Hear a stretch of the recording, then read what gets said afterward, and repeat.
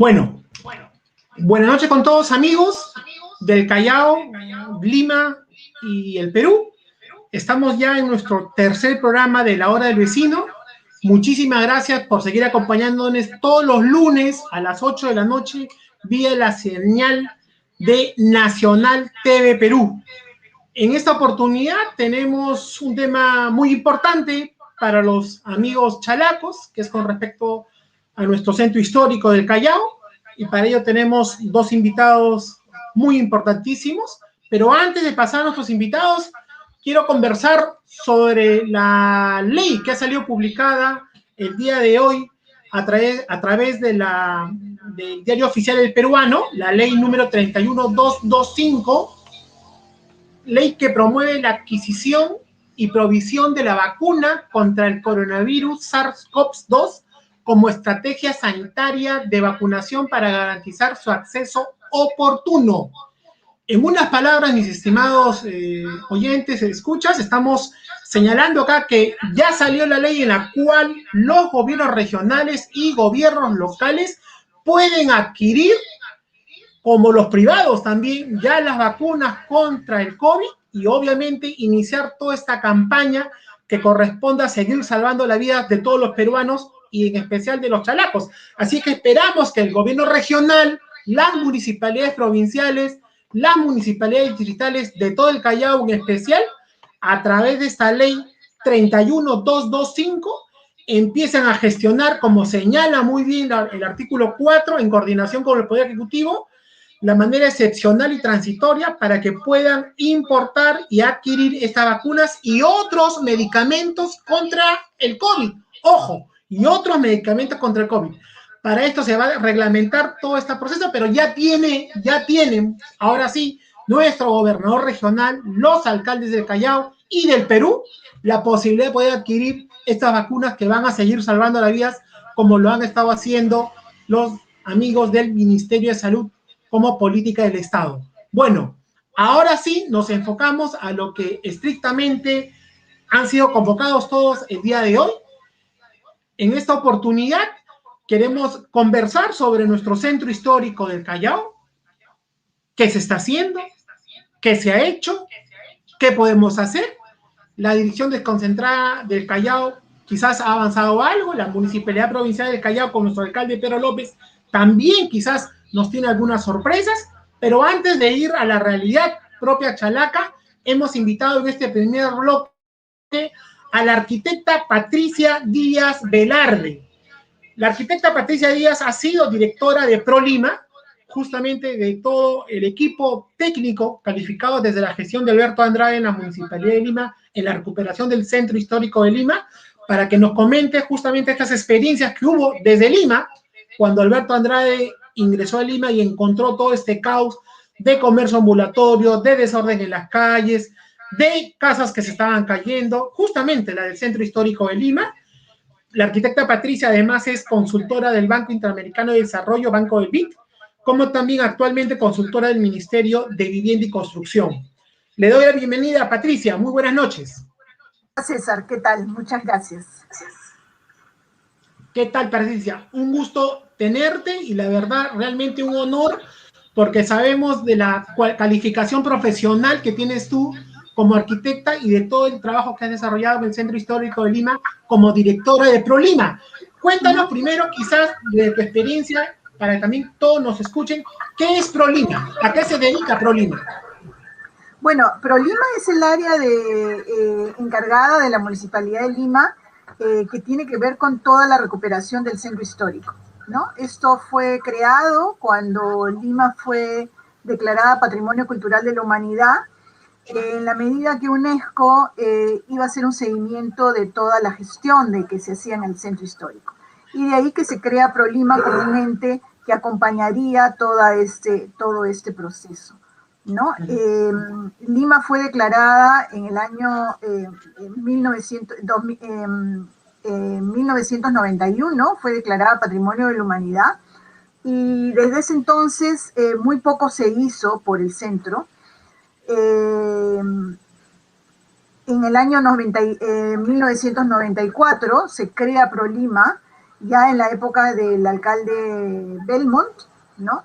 Y se inician algunos proyectos que estuvieron en cartera. Cuando llega Alberto Andrade, como muchos lo conocieron, fue un alcalde que adoraba Lima, adoraba el centro, porque él había nacido en el centro y de alguna manera él sentía que el centro era su cuya, ¿no? Así es, él nació en Girón Ucayali y ahí él tenía mucho amor por esto, ¿no? Entonces decide tener un trabajo muy, muy profundo en lo que era el centro y fue su objetivo. Entonces, a mí me llaman, yo había estado trabajando en el Instituto Nacional de Cultura y me llaman a apoyarlo en este proceso. Entonces, llegamos y en realidad era decir por dónde empezamos, ¿no? Porque la situación era tan grave que en realidad era muy complicado poder iniciar. Y bueno, se iniciaron algunos proyectos que se habían venido trabajando ya, y básicamente en espacios públicos. Sin embargo, cuando se va a ver los espacios públicos y se quiere comenzar a trabajar en todo lo que eran los espacios públicos, se encontraba pues que el espacio público estaba totalmente deteriorado por digamos, la ocupación de cerca de más de 20.000 comerciantes ambulantes que operaban ahí, ¿no? Había muchas calles que estaban totalmente cerradas, inclusive para el transporte público, para el transporte privado, y lo que en realidad se quería era recuperar todo, ¿no? Ahí se inicia todo un proceso muy, muy interesante que solamente pudo haber sido sacado adelante por una gestión muy bien integrada, ¿no?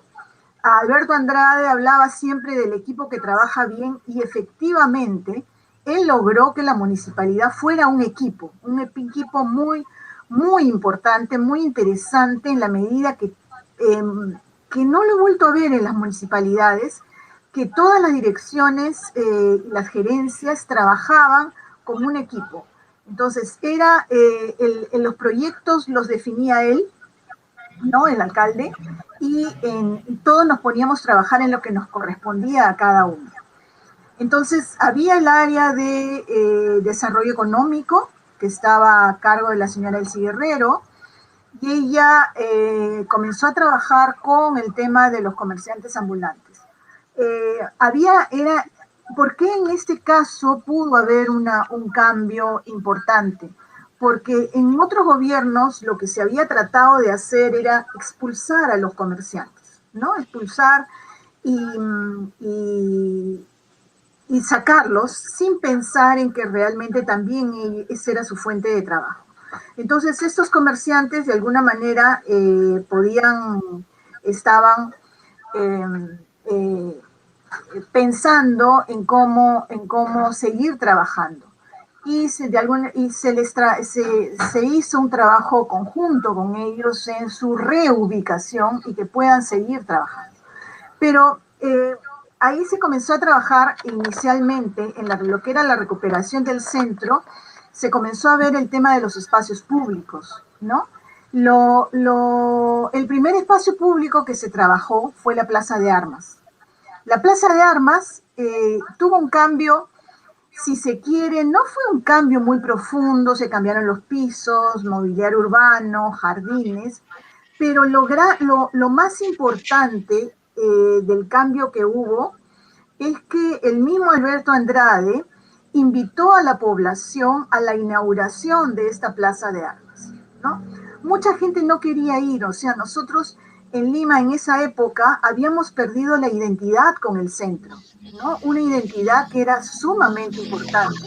Es más, cuando venía alguien en esa época, venía alguien de visita, extranjeros, lo primero que le decías, mira, anda por todos lados, pero al centro no vayas porque es sumamente peligroso, ¿no? Entonces, eso era una cosa que nos caracterizaba. No queríamos nuestro centro, no nos gustaba, nos sentíamos vergüenza de nuestro centro, y esa era la idea que había que cambiar. Entonces, el primer espacio público que se recuperó fue la Plaza de Armas, y el día de la inauguración, Alberto Andrade decidió hacer una gran fiesta en el centro, fuegos artificiales, una celebración como no había habido hacía mucho tiempo en Lima, ¿no? Y esto de alguna manera comenzó a voltear la cara del limeño hacia su centro, ¿no? Y bueno, salía en los periódicos, inauguración de la plaza, y de alguna manera todos se comenzaban a preguntar, dicen que la plaza está bonita, que Andrade ha hecho una cosa muy linda, vamos a verla, y comenzó la gente a pensar en darle un cambio a la imagen y voltear su cara al centro. Que eso es algo que no había pasado en muchísimos años, ¿no? Entonces, eso fue un elemento sumamente importante. Y por otro lado, se comenzó a seguir, no se paró, ¿no? Y se siguió con otras plazas, fue la Plaza San Martín, la Plaza, el Parque Universitario, vino la Plaza Francia, Polvos Azules, que comenzó a trabajarse cuando ya se estuvieron retirando los ambulantes. Y ese fue un tema, ¿no? El retiro de los ambulantes, ¿no? Se comenzó con la plaza, con la avenida el Jirón Lampa, ¿no? Fue el primer espacio que se recuperó, y en realidad fue una semana de luchas, ¿no? Los comerciantes habían estado acostumbrados a luchar por quedarse, y fue una semana de luchas que la municipalidad no paró. Pero la municipalidad no fue solamente que les hizo un pedido de salida, sino que los reubicó y les dio la oportunidad de reubicarse en otros espacios. Muchos de los comerciantes formales que hoy están ahí, de las tiendas que están en Jirón Lampa, son los mismos que estaban antes en las calles, ¿no? Y luego de Jirón Lampa comenzó a venir, vino Polvos Azules. Polvos Azules, como ustedes saben, compró un local en el paseo, el Paseo de la República, ¿no? Y ahora están ellos, pero ellos estaban en toda la zona frente al río Rímac, en la parte de atrás de la iglesia de Santo Domingo. Entonces, ellos salen y comienza a hacerse el arreglo de la Alameda Chabuca Granda, ¿no? Donde que hoy hasta ahora sigue. Y de esa manera comenzó, el centro comenzó a tomar una nueva vida, ¿no? Sin embargo, todavía nos quedaba el mercado central, ¿no? Con el mercado central fue una cosa mucho más complicada. Ahí habían cerca de 15.000 comerciantes trabajando en todo el entorno, en todas las calles. Y era tremendamente complejo, ¿no? Sin embargo, el alcalde pidió el apoyo de la policía, pidió el apoyo de mucha seguridad, y el día que tuvo que salir, que se había previsto para salir, que los comerciantes salieran, ese día fue con la policía. Sin embargo, hubo una orden de Palacio, ¿no? que no le brindaran el apoyo. Lamentablemente había en ese momento un problema político muy fuerte en el alcalde y el presidente, que motivó a que le quitaran el apoyo. Sin embargo, el alcalde salió adelante con su policía municipal y logró la salida. Cuando se logra esta salida, al día siguiente el alcalde nos pide, bueno, arreglar, porque si no los comerciantes se vuelven. Y se comenzó a trabajar todo el entorno del mercado central, pero en ese interín se acercan a la municipalidad los comerciantes del barrio chino, ¿no? Ellos estaban muy preocupados porque en realidad eran comerciantes que vendían papel, vendían básicamente papelería, ¿no? Y estaban preocupados porque los comerciantes eran sus clientes, sus principales clientes, y ahora qué iba a pasar con sus negocios. Entonces ahí iniciamos todo un proceso de recuperación del barrio chino. Y eso fue un proyecto sumamente interesante porque tuvimos la colaboración no solamente de la gente y los comerciantes, sino también de toda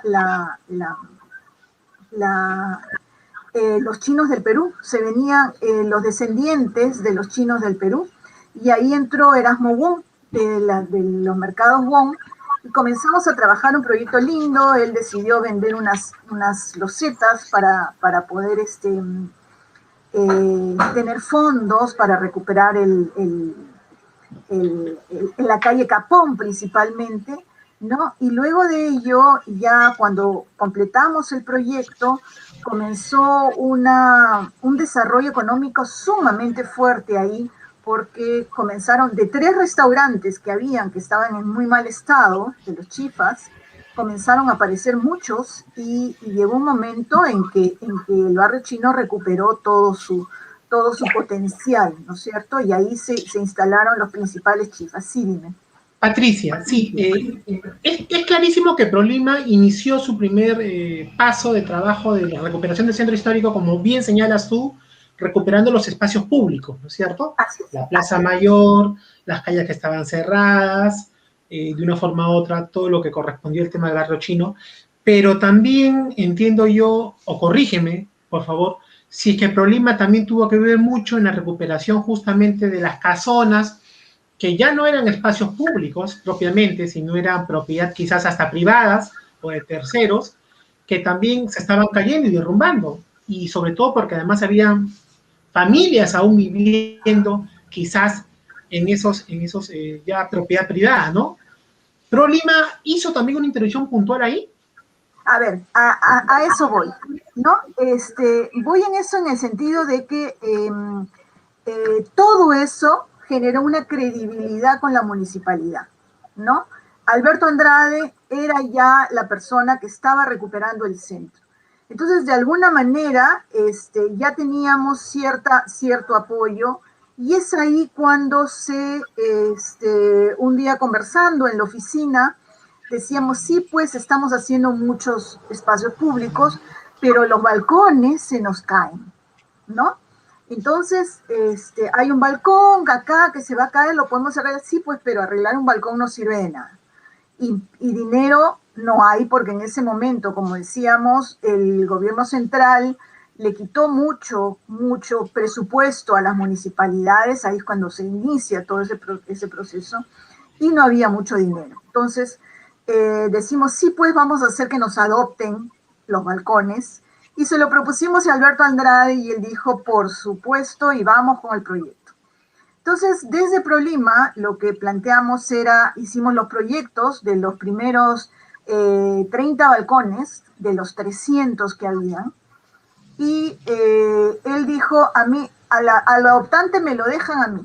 Entonces, él hizo una invitación, llamó a empresarios que él conocía, y les dijo, ahora, ¿qué balcón quieres tú? Ese día los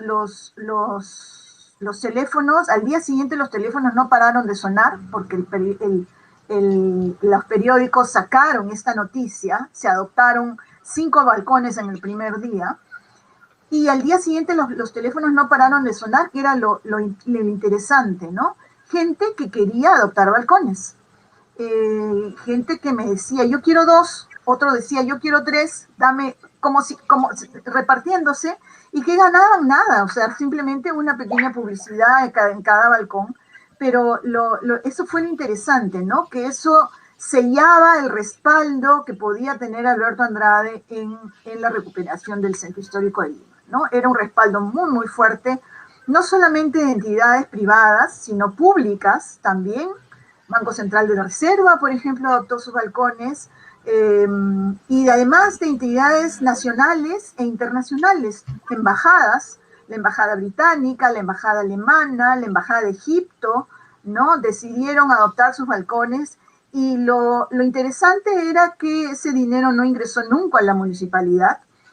Nosotros supervisábamos, y nosotros le presentábamos una lista de restauradores a las empresas, y ellos directamente se lo pagaban, con lo cual era mucho más rápido y mucho más efectivo porque no entraba el dinero y no tenía que volver a salir. Entonces Pero era un proceso. era un convenio, Patricia, que había en ese entonces. Cómo así una entidad privada podía, bueno, en este caso pues era privado también la propiedad, ¿no? ¿Cómo así? ¿Era un convenio? ¿Había un La propiedad convenio? era privada, a los ocupantes o a los propietarios les pedíamos su autorización si querían que le recuperaran. Evidentemente todos dijeron que sí, ¿no es cierto?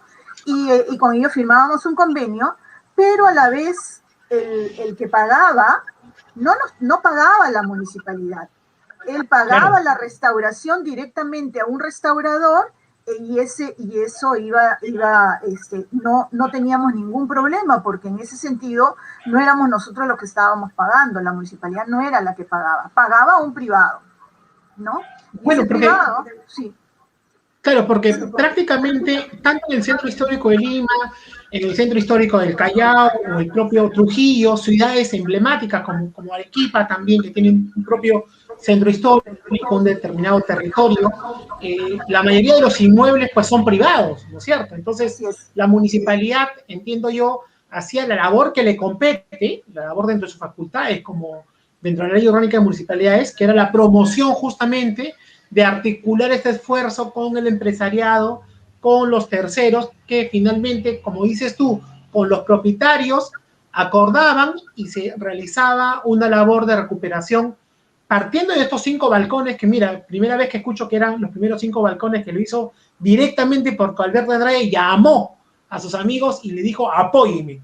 Eso, mi estimada Patricia, creo que demuestra realmente cuando un alcalde, cuando una autoridad tiene interés de hacer las cosas claras, o sea, llama y no busca intermedios de que A o B, o sea, es realmente el interés de querer realmente rescatar todo un patrimonio como lo tiene el Centro Histórico de Lima, como también lo tiene el Centro Histórico del Callao, ¿no? Pero entonces, volviendo al tema, mi estimada Patricia, recuperaron estos 5 balcones y de ahí continuaron, entiendo, con mayor presencia ya Sí, en llegamos estas a recuperar en ese entonces alrededor de 100 balcones, ¿no? 100 100 balcones. balcones, 100 balcones. 100 balcones que hasta ahora siguen en pie, ¿no es cierto? Porque además no fue solamente el balcón. Nos encontramos con varios casos, por ejemplo, un inmueble, una casona, que tenía un balcón muy, muy grande a una cuadra de la Plaza de Armas, y que además en el balcón habían puesto los baños. Entonces, porque la casa no tenía baños.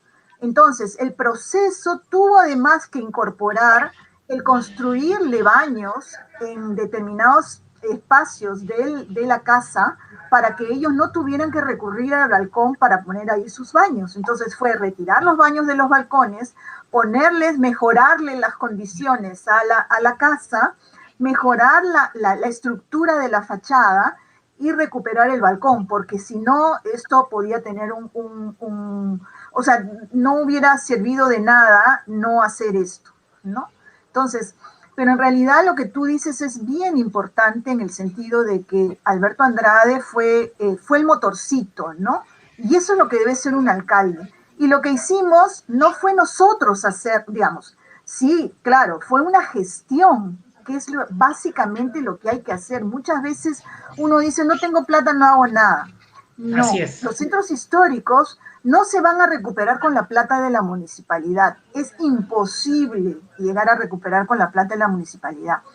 Lo que hay que hacer es precisamente generar las condiciones y generar las oportunidades para que venga una empresa privada o venga el mismo poblador y pueda recuperar su inmueble, y recuperar su inmueble no signifique un gasto, sino más bien una inversión, ¿no es cierto? Ese es el papel que debiéramos tener nosotros y es el papel que en ese momento tenía Prolima, ¿no? Prolima no manejaba presupuesto alguno, pero sin embargo, gracias a una participación integral de municipalidad, el trabajo con los inversionistas, igual el tema del barrio chino, como te digo, el trabajo con los mismos descendientes de los chinos, ¿no es cierto? En ese momento tenían una celebración de los 150 años de la llegada de los chinos al Perú, se juntó la Asociación Peruano-China y trabajó con nosotros, unos hicieron el proyecto, otros vendían los setas, otros. Entonces, eso realmente generó que ese proyecto se convierta en un proyecto sostenible que hasta ahora sigue. Estamos hablando del año 97, o sea, estamos hablando de más de 20 años. 20 años que es un barrio chino que sigue potencialmente activo, económicamente activo, donde hay todos los chifas. Claro, ahora con la pandemia la cosa ha sido mal para todos, pero esto se va a recuperar muy rápido porque ellos tienen la fuerza de que ellos mismos lo han hecho, ¿no? Inclusive se dejaron unos puestos en la vía pública para que eso lo pudieran ellos alquilar y eso sirviera para la guardianía, la limpieza. O sea, realmente se hizo un trabajo bien interesante y bien rico en lo que significa la participación, ¿no? El tema de los balcones también fue un tema interesante en el sentido de que fue el respaldo que se le dio a Alberto Andrade en este aspecto, ¿no? Creo que en ese momento no se podía llegar a más, pero sí podía tenerse un ritmo muy interesante de poder seguir adelante con lo que era inmuebles, ¿no? Lamentablemente no se hizo. Se estuvo trabajando ver más el tema de recuperación de viviendas para la población, sobre todo el área de Barrios Altos, Monserrate y Rímac, ¿no? Que en este momento sí estamos trabajando, yo estoy de consultora con el Ministerio de Vivienda, viendo la posibilidad de desarrollar unas leyes y normas para la regeneración urbana de estas zonas, ¿no? Que es muy importante. Y claro, Callao entra en este tema, ¿no? Callao necesita un trabajo muy fuerte en temas básicamente de recuperación de la habitabilidad de la población, ¿no? Yo estoy totalmente convencida de que muchos dicen, no, hay que recuperar las casonas, el patrimonio por el patrimonio, pero hay que recuperar el patrimonio no por el patrimonio, sino porque ese patrimonio debe servir para esa población, ¿no? Tener mejores formas de vida, mejores condiciones. De esa manera la población va a recuperar, va a reconocer su patrimonio y lo va a mantener. Mientras que la municipalidad no vea todo este espectro, ¿no? De todo lo que implica esto, pintar una fachada no nos va a servir de nada. Entonces, ahí sí estamos en que no puede estar las municipalidades en este momento solamente pintando fachadas y poniendo arbolitos, porque en realidad eso pasa un día, una semana, 2 semanas y ya eso se perdió. No creo que ahora tenemos que hacer trabajos sostenibles en el tiempo y poder trabajar así. Sí. Sobre todo, Patricia, porque tenemos vidas humanas en estos inmuebles. O sea, hay personas que viven ahí, que habitan, que duermen, y son familias que tienen a personas adultas mayores, personas, niños que viven ahí. Y como tú muy bien has señalado, no solo se trata de una pintadita de la fachada, sino de realmente de renovar urbanísticamente este tipo de propiedades, repito, porque hay vidas humanas. Yo no quiera, pero ocurre un sismo fuerte, ¿no es cierto? Como ya ha ocurrido unos leves en estos últimos años, y vemos a veces algunas casonas que se derrumban en el centro de Lima, pero si ocurriera un sismo de intensidad fuerte, estaríamos hablando también de la pérdida de vidas humanas que están en esos inmuebles, que están siendo parte también del centro histórico de Lima o del Callao, y que lamentablemente las autoridades no ven con ojos, no tienen mucho más allá que de repente qué pensar, cuando lo que hay que salvar acá no solamente es el patrimonio cultural, sino también la vida de estos seres humanos que habitan en esa vivienda. Totalmente de acuerdo. O sea, creo que ellos son el objetivo y de toda municipalidad, sus habitantes, y en función a sus habitantes tenemos que trabajar, ¿no? Yo creo que es lo más importante en este momento, devolverles la calidad de vida, pero en esa devolución de la calidad de vida tenemos que pensar que también que hay un patrimonio que tenemos que rescatar, ¿no? Entonces, esa es la conjunción que debemos ver en todo centro histórico y creo que sí se puede, ¿no? Es complicado, son a veces, creo que a veces los alcaldes no ven que estos procesos toman más de los 4 años, del tiempo de los 4 años que normalmente está un alcalde, pero si no comienzan con esto, lamentablemente el siguiente no va a poder seguirlo y no va a poder darlo. Tiene que haber un proceso continuo en el tiempo.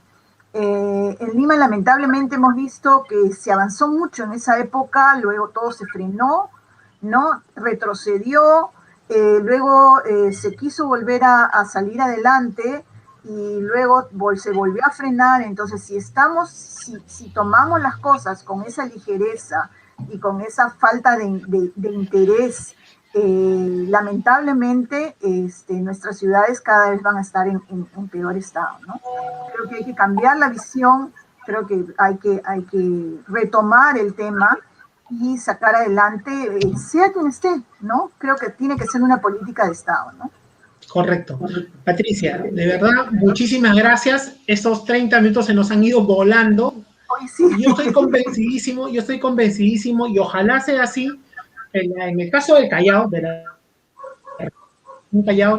Callao haga algo realmente, porque a título personal no vemos grandes cosas en el Callao con respecto a nuestra renovación urbana en el centro histórico del Callao, menos la municipalidad provincial, ¿no?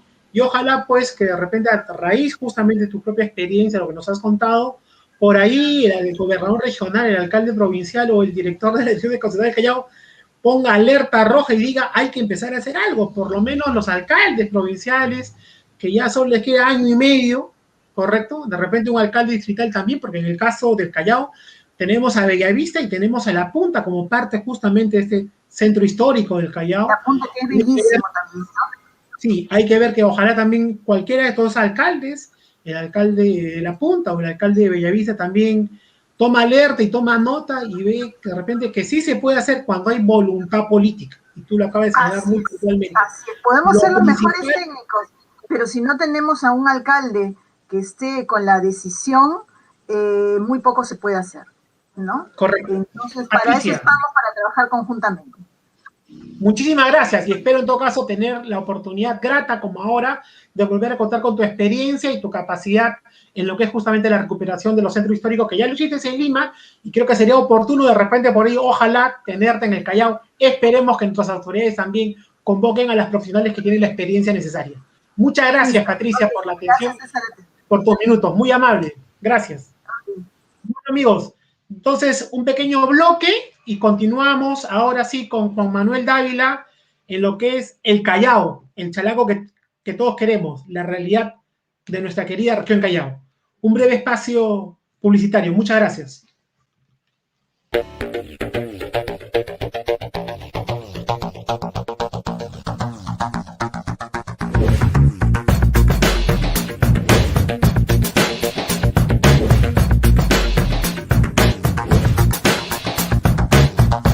Hemos reunido un equipo altamente competitivo y capacitado para brindar un servicio de calidad con resultados, conformado por abogados jóvenes con más de 10 años de experiencia en sus especialidades. Nuestra fórmula de trabajo es a 3 niveles. A nivel preventivo, detectamos los riesgos. A nivel disuasivo, iniciamos negociación coactiva. Y a nivel de patrocinio legal, diseñamos la mejor estrategia procesal.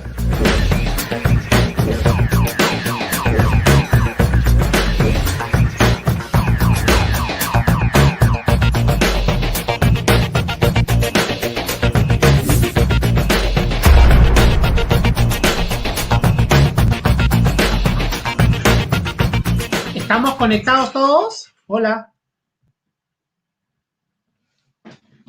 Bueno, buenas noches nuevamente con este programa La Hora del Vecino vía la señal de Nacional TV Perú. Ahora, en este segundo bloque, contamos con la presencia de un reconocido chalaco, Juan Manuel Dávila, un personaje en el Callao que desde todo punto de vista tiene que ser reconocido como una de las personas que realmente se preocupa por el centro histórico del Callao y creo que las autoridades deberían darle mucho más oído, la Dirección Desconcentrada del Callao, la Municipalidad Provincial y lo que hablábamos, los dos municipios, tanto La Punta como Bellavista, que todavía mantienen y son parte del centro histórico del Callao. Bueno, entonces damos la bienvenida a Juan Manuel Dávila, por favor, si es que Juan Manuel ya está conectado. Buenas noches, ¿qué tal? ¿Cómo estás, César? Gracias por la invitación. Gracias a ti, Juan Manuel, por la presencia y realmente por la participación, porque creo que el hablar de Juan Manuel Dávila acá en el Callao es saber reconocer a una persona que durante bastante tiempo que hace un arduo trabajo por la recuperación del centro histórico del Callao. Y como lo hablábamos hace unos minutos con Patricia Díaz Velarde, que fue directora de ProLima, el Callao tiene muchísimo potencial y tiene muchísimo por hacer. Y el día de hoy, esta noche, justamente queremos conversar contigo desde tu perspectiva, justamente con todo lo que originas en los blogs. Hemos seguido muy de cerca tus blogs, te seguimos muy de cerca en redes sociales y sabemos realmente el cariño y el valor que tú le pones a este esfuerzo de realmente crear, en primer lugar, conciencia del chalaco, porque eso es lo más importante. Hay que empezar a crear ciudadanía en el chalaco, empezar a que realmente la gente quiera y ame su historia, y esta historia es la que está representada justamente en todo este tema urbano del Callao, pero de la mejor manera.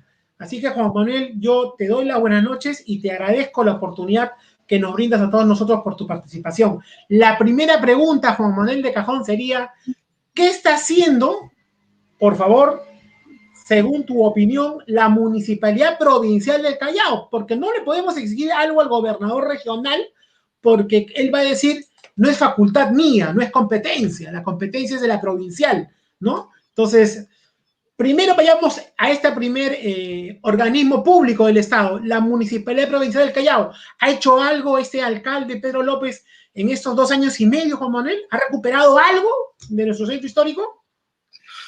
Pregunta complicada.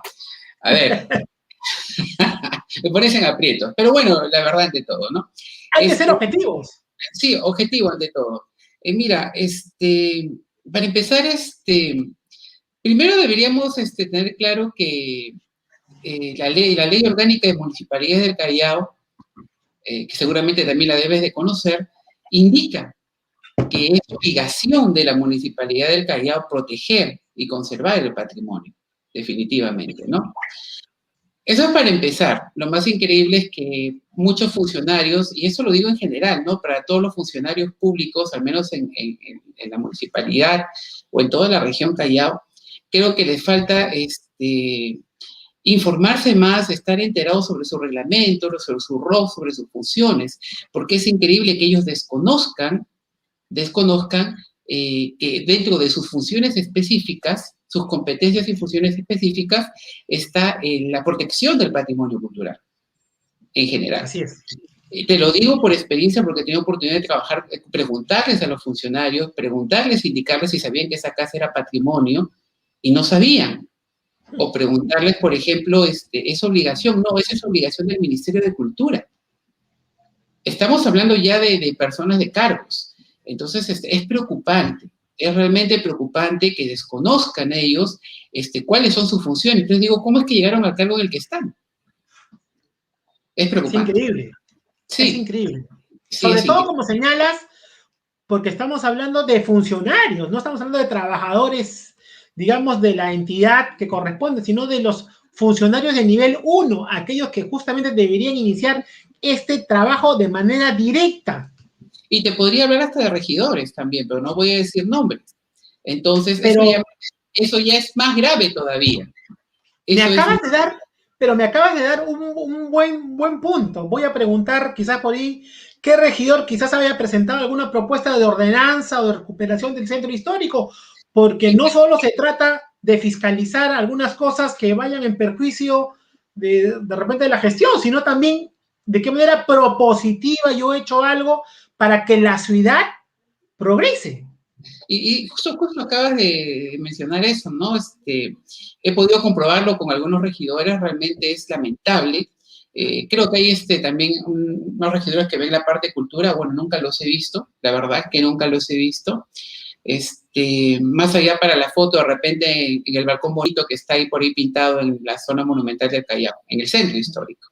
Juan Manuel, perdona que te pregunte y yo sea incisivo, pero entendemos que hay una presidencia de comisión. Entiendo que lo que toca señalar es la presidencia de comisión de regidores de cultura. ¿Quién la preside? ¿Tú sabes qué regidor o regidor preside esa comisión? No estoy seguro. Por ahí me mencionaron a Karina de Montreúl, creo que es Montreúl, creo que así se pronuncia. Sí, claro. No sé si Alguna vez creo que sí, también comentó algo en algunas publicaciones que yo he hecho, ¿no? Hizo un comentario que iba, creo, a pedir explicaciones, algo, me acuerdo de una publicación que hizo la Municipalidad del Callao para variar, que cuando la Municipalidad del Callao hace publicaciones sobre cultura, para referirse a algún movimiento o algo, siempre se equivocan. Siempre No citan buena la referencia.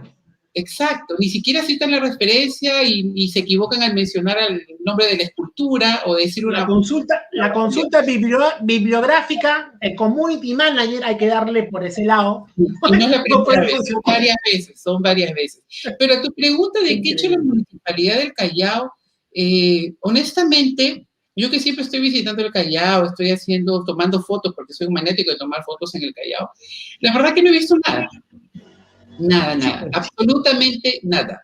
¿Y qué pasa, no? Y ocurre lo mismo, creo que con muchas municipalidades de la región, es que no tienen claro, creo, la visión, o no tienen claro el tema de qué es educación, qué es cultura, qué es deporte, porque todo lo meten dentro del mismo saco.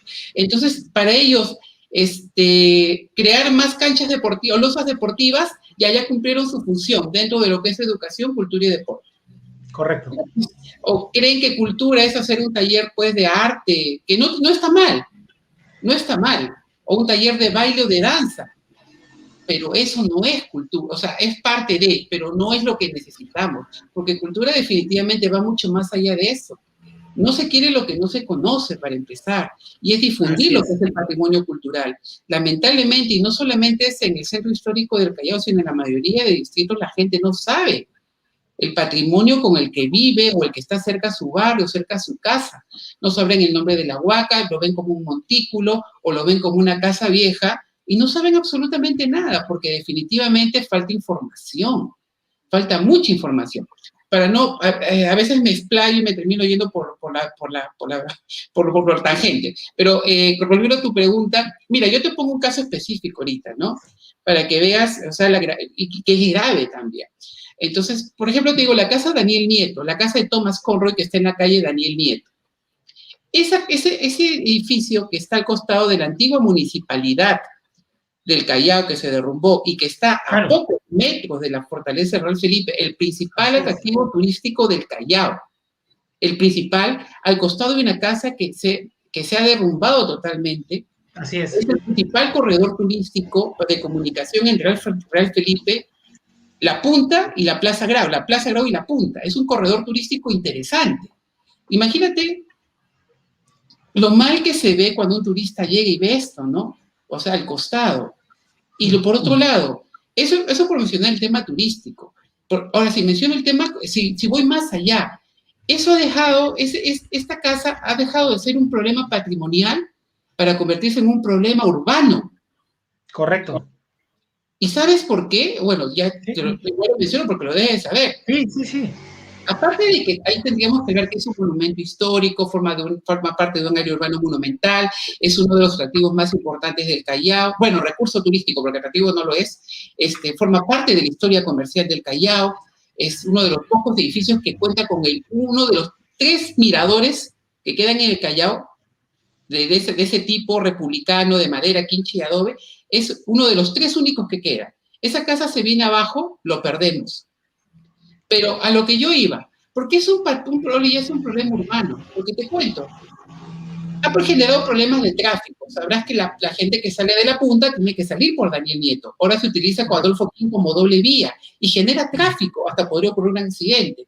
Punto 2, el tema de la seguridad del ciudadano, de los habitantes. Puede pasar un accidente ahí. Alguien la casa se puede derrumbar, se puede caer. Y no estoy hablando que tenemos que derrumbarla, sino que tenemos que recuperar la casa.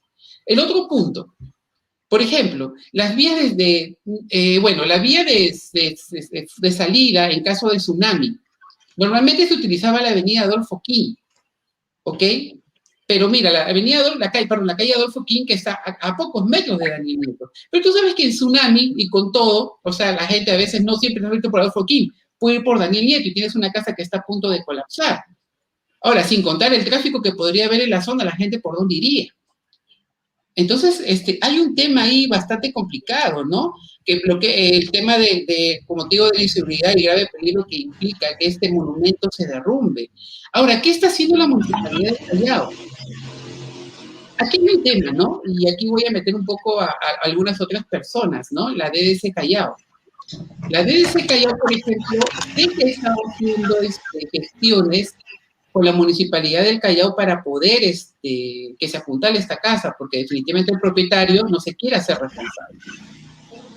No voy a hablar del propietario porque ese es otro tema. Correcto. Pero lo tenemos claro. Juan Manuel, una consulta. ¿Y la DDC Callao qué está haciendo?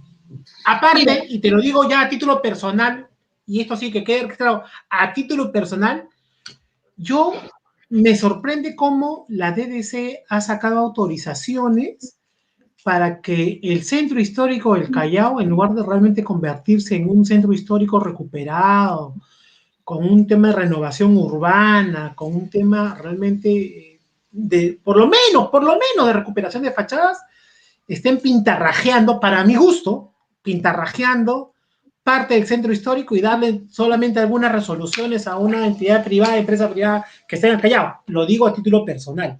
Pero con respecto a la DDC, ¿cuál es tu opinión? ¿Qué trabajo ha hecho? Mira, la DDC Callao se le puede cuestionar muchas cosas, ¿no? Yo te diría personalmente, yo he visto que han avanzado algunas cosas, pero no es suficiente. No es suficiente lo que hacen. Y yo creo que más que todo es cuestión de voluntad. Hace poco hablaba con un funcionario y me decía que nosotros no gestionamos, nosotros articulamos. Pero no voy a entrar a hablar sobre el tema del significado de las palabras, pero también hay un tema ahorita, ¿no? La DDC Callao, si hablamos del tema, por ejemplo, de los grafitis, ha habido un tema ahí de mucho conflicto, porque la DDC ha tenido problemas con los habitantes del centro histórico, porque definitivamente han recibido una información equivocada. Ellos no saben, para empezar, protegen una empresa que definitivamente tiene buena intención. Nadie puede negar que la empresa Fugaz ha traído turismo, pero ¿a costo de qué? ¿A costo de qué? De la afectación y el daño al patrimonio cultural.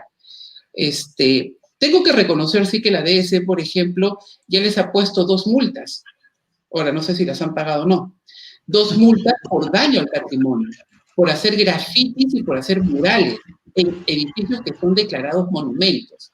Durante 8 años que yo tengo en esto de mi blog y paro metido en esto de cultura, no soy el único, somos muchas personas que les han dicho, estás dañando patrimonio, así no se hacen las cosas. Y bueno, mira, les cayeron sus 2 multas y siguen igual. Claro, porque yo me pregunto, ¿no? Esta empresa Fugaz, ¿se hiciera lo mismo en el centro histórico de Lima? ¿También todos lo aplaudirían? Mira, en ningún momento nadie se lo permitiría. Nadie se lo permitiría. Pero aquí, por ejemplo, hay un tema. Por ejemplo, sé que la de la DS Callao, ahorita la que está viendo este tema, y lo que me pareció cuestionable, ¿no? Que la sede central se meta. La sede central, está bien, es el jefe, lo que tú quieras, pero quienes conocen la problemática es la DDC Callao. Entonces yo sé que en este caso, quien está viendo este tema es la sede central. ¿A razón de qué? Eso es lo que me parece raro. Y le ha restado a la DDC Callao. Acabas de señalar, creo que algo importantísimo, para que en todo caso los que como mi persona no la tenían clara. Entonces estamos hablando acá que el Ministerio de Cultura, la que está en San Borja directamente, la sede principal, es la que está metiendo no solo sus manos, sino sus narices y todo en una jurisdicción cuando lo competente sería la DDC Callao para directamente reglamentar. Bueno, como reglamentar se podría decir, ¿no? Porque ellos son los que supervisan todo de acuerdo a la reglamentación del ministerio, pero es el ente responsable en la zona. Entonces, por ese lado, y bueno, coincide con el cambio del director Fernández Valle con el actual Benavides. Hay una serie de coincidencias ahí que realmente me llaman la atención. Pero bueno, la DDC Callao ha hecho cosas. Ha abierto procesos de administrativos sancionadores a Fugaz, a otras empresas que no necesariamente son fugaz, pero lamentablemente ellos cuentan, creo que con poco personal y deberían de ponerle seguridad porque también se ven un poco afectados y amenazados, pero aún así no basta, porque en sus narices, a una cuadra y media, a una cuadra, se están tumbando edificios, se están destruyendo edificios. Entonces, ¿cuál es su papel? ¿Cuál es el papel en realidad? Está bien, pongo multas, sanciono, todo, pero ¿qué estás haciendo alrededor? ¿Qué estás haciendo para que la gente se identifique con su patrimonio? ¿Cómo estás informando? No veo acciones. Ha hecho declaraciones, por ejemplo, ha declarado al Señor del Mar, al Virgen Carmen de la Legua como patrimonio cultural inmaterial del Callao, que está muy bien, no está mal. Ha mejorado la arqueología en la parte norte, en la parte de Ventanilla, en Oquendo, ha hecho obra, ha cercado, ha hecho trabajos hace poco, la semana pasada, que también yo tuve que protestar porque, o sea, el camino epimural de Oquendo estaba lleno de basura y habían sembrado platanales, árboles de plátanos ahí a los costados del muro. Entonces, bueno, yo felicito el papel del señor Wilman Trujillo, ¿no? Pero había que, en un momento u otro yo he sentido que la DDC el señor lo ha abandonado. Si al comienzo lo ayudaban, ahora lo abandonaron. Ahora recién a raíz de presión que la gente insiste, he visto que la DDC Callao ha participado, hasta la municipalidad. Yo creo, el gobierno regional, creo que Emilio Rojas entró ahí. Sí, yo creo, en este caso, Juan Manuel, creo que es la presión vecinal la que tiene que de alguna forma u otra hacer mover a nuestros funcionarios. Si es que también nosotros nos empezamos a hacer corrientes de opinión para la defensa y protección de nuestro centro cultural, no van a hacer absolutamente nada. Tú acabas de señalar, Wilman ha hecho un esfuerzo bastante importante como vecino en Oquendo, pero si no hubieran habido muchas voces como la tuya, nosotros hemos compartido en algo también este trabajo, yo creo que no se hubiera hecho nada. Y ahora hay que seguir vigilantes ante el tema. Y ahora, Juan Manuel, otra pregunta más porque me interesa saber qué han hecho los gobiernos locales. La Punta y Bellavista, dos distritos que también, corrígeme, tú eres el experto, creo yo también tienen algo de centro histórico, tienen también algún tipo patrimonio monumental o no. A ver, el Callao tiene dos declaratorias de zona monumental. Una es la Punta, prácticamente todo el distrito de la Punta es zona monumental. Todo el distrito de la Punta es zona monumental. Tiene la zona monumental del cercado del Callao, que lo llamamos como centro histórico del Callao. Bien dicho, porque es el centro histórico del Callao. Ya la capital y todo, y ahí es el núcleo donde se formó el Callao, donde empezó a crecer. Correcto. Y ese es el centro histórico. Pero tiene denominación de zona monumental. Y somos impulsores de que esta zona monumental sea llamada centro histórico, porque merece ser llamado centro histórico.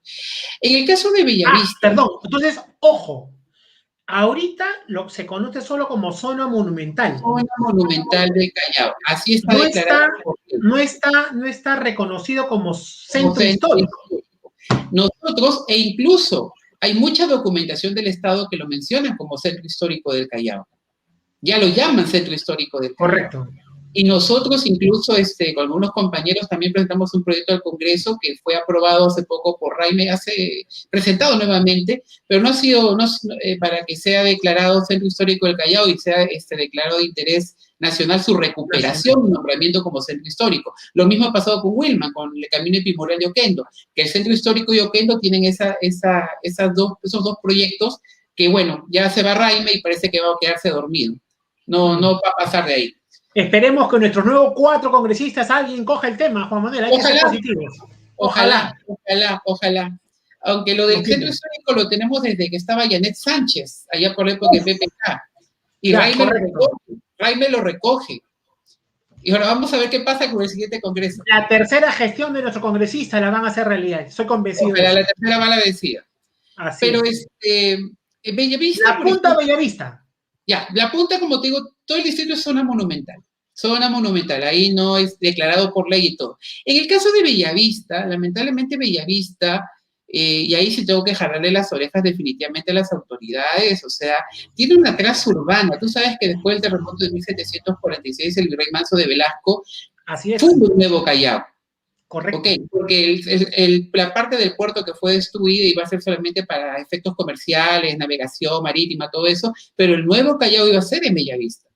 Pero bueno, no sucedió así, porque la gente prefirió 1000 veces hacer todas sus operaciones y ya, bueno, aquí en el Callao y todo, y Bellavista quedó en segundo plano. Pero, ¿qué pasa con Bellavista?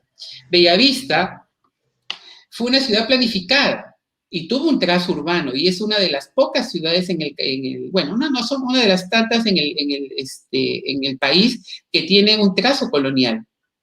Un trazo colonial, y es más, fue edificada, aún mantienen donde están las edificaciones que están construidas, ¿no? Por ejemplo, donde estaba una lástima que Cine Bellavista lo hayan destruido, ahí está el Palacio de los Virreyes, la iglesia actual donde estaba, habían molinos, todo, depósitos que estaban alrededor de la Plaza de Bellavista, había un cementerio incluso donde estaba la iglesia, antes, y bueno, ya eso hace mucho tiempo, pero tiene un trazo histórico, y aparte de eso tiene muchas casonas que de la época republicana, porque sin embargo ese distrito fue también, en la historia fue creciendo todo, ha ocurrido muchos hechos históricos, tiene ranchos. Los famosos ranchos, ¿no? Exacto, tiene muy bonitos ranchos, villas, pero lamentablemente las casas se están destruyendo, se están perdiendo, y no hay un estudio, al igual que el Centro Histórico del Callao, y también un poco en La Punta, aunque en La Punta puedes encontrar más información, el Centro Histórico del Callao, toda esa información está desperdigada, no la encuentras, o sea, tienes que hacer trabajo de hormiga, porque lo encuentras esparcido en muchos archivos. Lamentablemente, mucha información se perdió también con el terremoto y también por decisión de autoridades, ¿no? Pues me refiero al maremoto de 1746.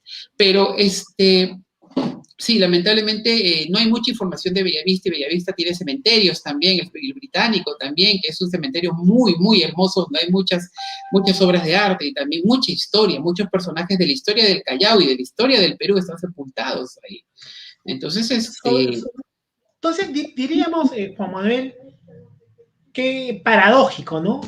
Si bien es cierto, hemos sufrido en estos 2 últimos años la pandemia, pero sabíamos que el bicentenario iba a ser este año, se celebraba este año, y las autoridades que ya tienen 2 años y medio, ¿no es cierto? Creo que ninguno, sin excepción, no han iniciado un trabajo con miras a una recuperación por lo menos de un solo inmueble, viendo el escenario bicentenario 2021, porque ellos iniciaron su gestión en el año 2019, donde no había COVID. El COVID fue principios del año pasado, 2020.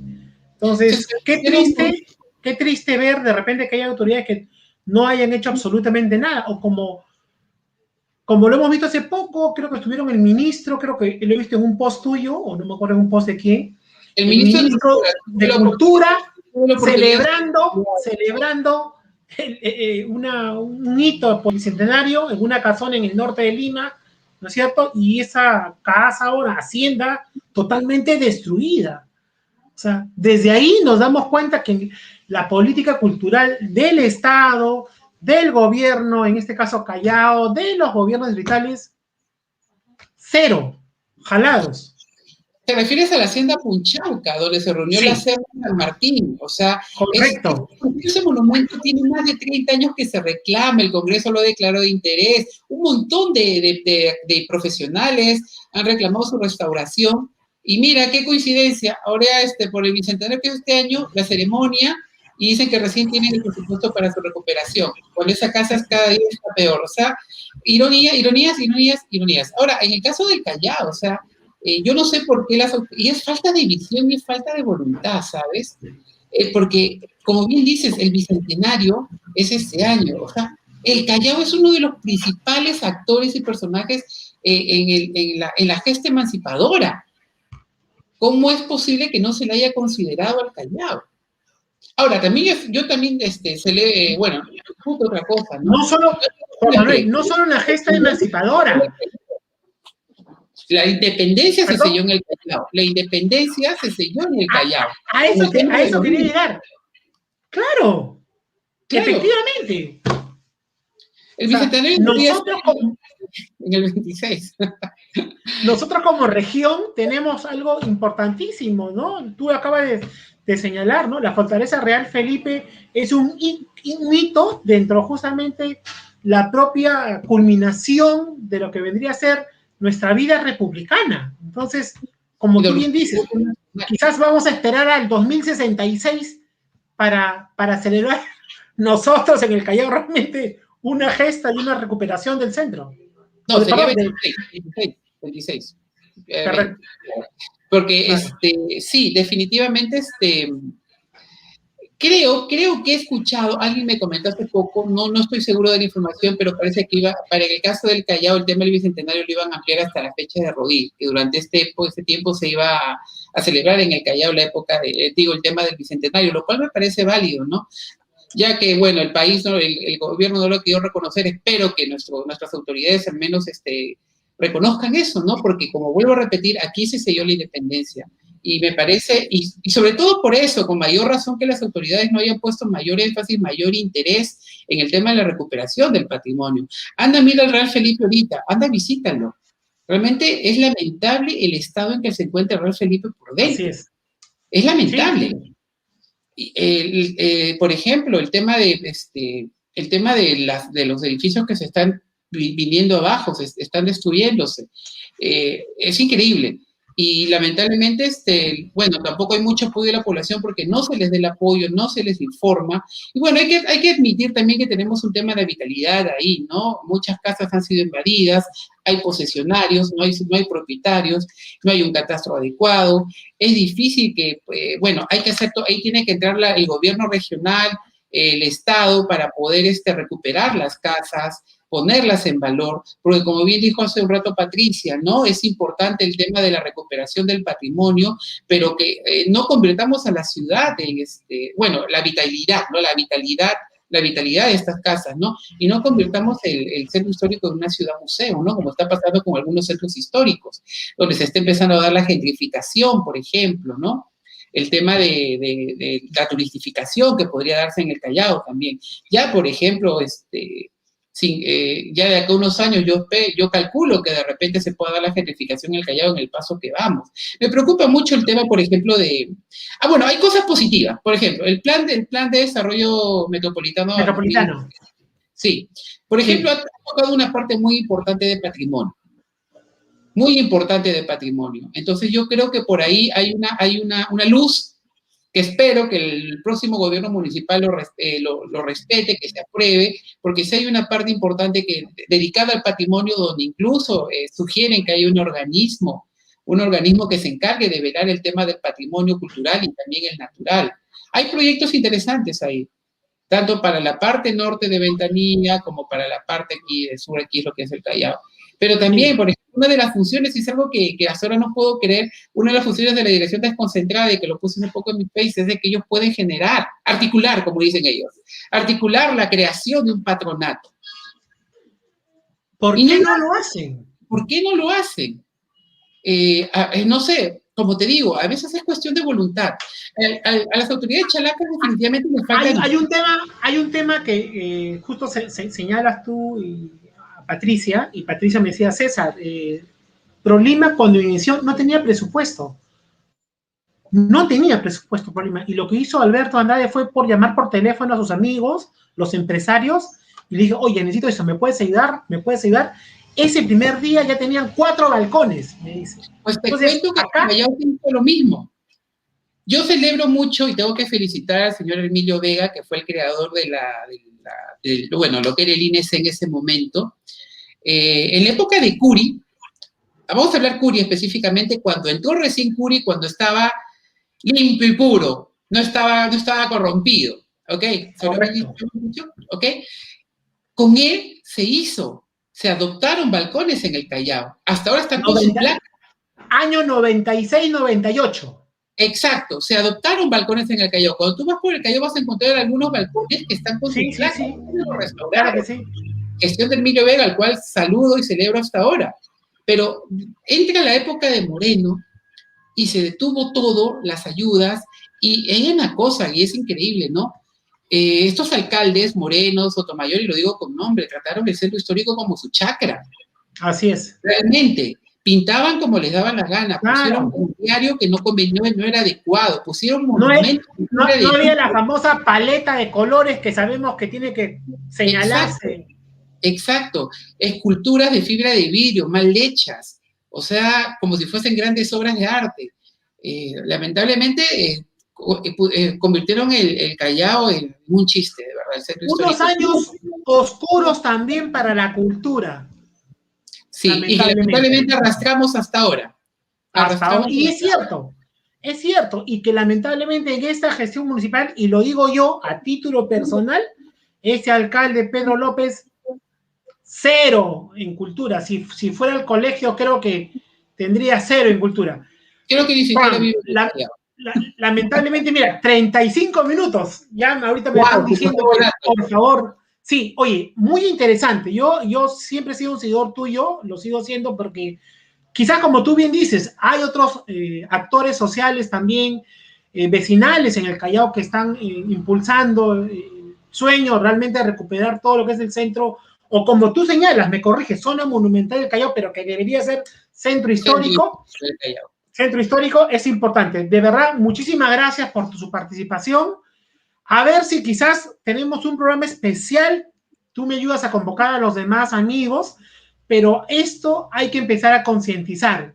Y quizás preparar un documento, y te reto, Juan Manuel, prepárate un documento tú con los demás amigos para alcanzar a las posibles nuevas autoridades, que lo tengan, que si no saben hacer un plan de gobierno en el eje cultural, entonces alcancémoslos directamente a todos, sin excepción, que suscriban un documento, que ojalá lo hagan, pero por lo menos alcancemos el material inicial para que ellos de acuerdo a eso vayan desarrollando un trabajo.